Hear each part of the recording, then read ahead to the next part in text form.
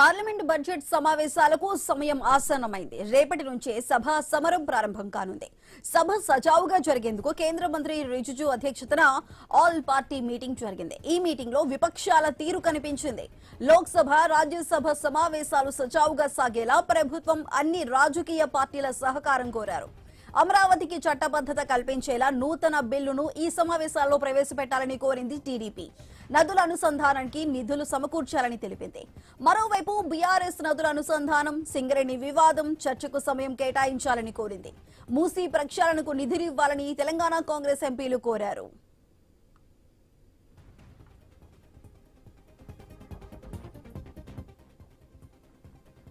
Budget సమావేశాల తొలి రోజు లోక్సభ, రాజ్యసభ సంయుక్త సమావేశాన్ని ఉద్దేశించి రాష్ట్రపతి ద్రౌపది ముర్ము ప్రసంగిస్తారు.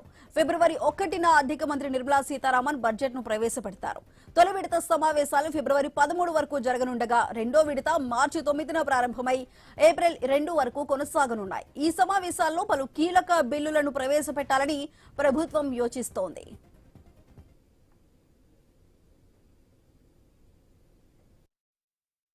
Amaravati capital bill Telangana form అయినప్పుడు హైదరాబాద్ క్యాపిటల్ అని చెప్పి ఏపీ రీఆర్గనైజేషన్ యాక్ట్ లో మెన్షన్ చేయడం జరిగింది. కానీ ఆంధ్రప్రదేశ్ సంబంధించి కానీ దాని మెన్షన్ ఎక్కడా లేదు. సరే, అమరావతి దాని తర్వాత క్యాపిటల్ అనుకున్నాము కానీ 2019 నుంచి 24 దాకా చూసాము. 3 క్యాపిటల్ అన్నారు. దాన్ని ఎటు తీసుకెళ్లకుండా మధ్యలో అందరినీ కన్ఫ్యూజన్ లో పడేసిన పరిస్థితి మనందరం కూడా చూసాం. అటువంటి కన్ఫ్యూజన్ ఉంటే ఎవరైనా ఇన్వెస్ట్ చేయడానికి వచ్చేవారు కానీ అక్కడ స్వచ్ఛందంగా 33,000 ఎకరాలు ఇచ్చిన రైతులు కూడా ఇబ్బంది పడతా ఉన్నారు. అటువంటి అనిశ్చితి ఉండకూడదు అంటే పార్లమెంట్ పరంగా ఒక చట్టం చేసి అమరావతి ఆంధ్రప్రదేశ్ క్యాపిటల్ చేస్తే బాగుంటుందని చెప్పి కోరడం జరిగింది. దానిపైన కూడా ఈ బడ్జెట్ సమావేశాల్లో ఆ బిల్లు తీసుకురావాలని చెప్పి కోరడం జరిగింది. దాంతో పాటుగా పూర్వోదయ స్కీము ఆంధ్రప్రదేశ్ కి, ఒరిస్సాకి, వెస్ట్ బెంగాల్ కి లాస్ట్ బడ్జెట్ లో అనౌన్స్ చేయడం జరిగింది. ఆంధ్రప్రదేశ్ సంబంధించి పూర్వోదయ స్కీమ్ కింద మేము చాలా ఇరిగేషన్ ప్రాజెక్ట్స్ ప్లాన్ చేసుకుని ఉన్నాము. ఇది తొందరగా రిలీజ్ అయితే ఈ ఇరిగేషన్ ప్రాజెక్ట్స్ అన్ని కూడా మేము పూర్తి చేసుకునే అవకాశం ఉంది. దీన్ని వెంటనే విడుదల చేయాలని చెప్పి అని కోరటం జరిగింది.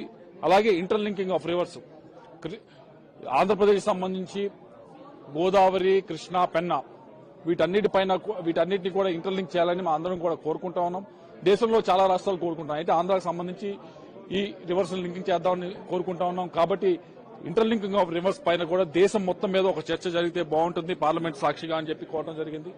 అలాగే జల్ జీవన్ మిషన్ సంబంధించి 2019 నుంచి 24 దాకా దాదాపు 26,000 కోట్ల రూపాయల దాకా రాష్ట్రానికి వస్తే వాడింది 2,000 కోట్లు మాత్రం. ఎందుకంటే రాష్ట్రం వైపు నుంచి పెట్టవలసిన పెట్టకుండా రాష్ట్రానికి అన్యాయం చేశారు, రాష్ట్ర ప్రజలకు అన్యాయం చేశారు అని చెప్పడం జరిగింది. దాన్ని రీఇన్స్టేట్ చేసి ఏదైతే ఆంధ్రప్రదేశ్కి రావాలో ఈ 26,000 కోట్లు కూడా దీన్ని ఇచ్చే విధంగా చర్యలు తీసుకోవాలి. దీనిపైన ఒక చర్చ జరగాలని చెప్పి, ఎందుకంటే ఈ రోజు జల్ జీవన్ మిషన్ పైన ఆడిట్ జరుగుతోంది. దేశం మొత్తం మీద కూడా ఆడిట్ పూర్తయిందని చెప్పి మా అందరికీ కూడా సమాచారం ఉంది. కాబట్టి దీన్ని త్వరితగా ముందుకు తీసుకువెళ్లి ఈ బడ్జెట్ లో పెడితే బాగుంటుందని చెప్పి కోరుతా ఉన్నాము. అలాగే టొబాకో ఫార్మర్స్ కి చివరిగా టొబాకో ఫార్మర్స్ సంబంధించి చాలా చోట్ల ట్రేడింగ్ ఆగిపోయింది. అటు కర్ణాటకలో ఇప్పటికే మైసూరులో ట్రేడింగ్ ఆపేశారని చెప్పారు. ఆంధ్రప్రదేశ్ లో కూడా కొద్దిగా జరుగుతూ ఉంది. ఎందుకు అని అడిగితే రైతులందరూ కూడా వచ్చి చెప్తా ఉంది ఏమిటి అంటే ట్రేడర్స్ వైపు నుంచి ఈ ఏదైతే లాస్ట్ సమావేశాల్లో బిల్లు పెట్టారో దానిపైన చాలా అనిశ్చితి ఉంది.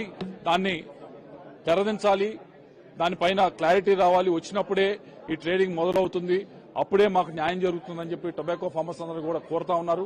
కాబట్టి దీనిపైన కూడా ఈ సమావేశాల్లో మేము మాట్లాడదలుచుకున్నాం. దీనిపైన కూడా లేవనెత్తబోతా ఉన్నామని చెప్పి మీడియా మిత్రులందరూ కూడా తెలియజేసుకుంటారు. പ്രതിപക്ഷത്തു നിന്ന് ആദ്യം സംസാരിച്ച കോൺഗ്രസിന്റെ പ്രതിനിധി എന്ന നിലയിൽ ഞാൻ ആവശ്യപ്പെട്ടത് ബിസിനസ്സുകൾ മാത്രം important aspects of this FTA and the impact of this FTA on the economy and different sections of the people. And moreover, we said that the stand of the government that you can discuss everything under a motion of thanks is not a correct approach. There should be a structured discussion because what is happening is that when you have a discussion on motion of thanks, the Prime Minister will come and make a long statement on Jawaharlal Nehru, and that will be the end of the matter. We want to have structured discussion with each minister coming and replying to the pertinent points that have been raised by the opposition.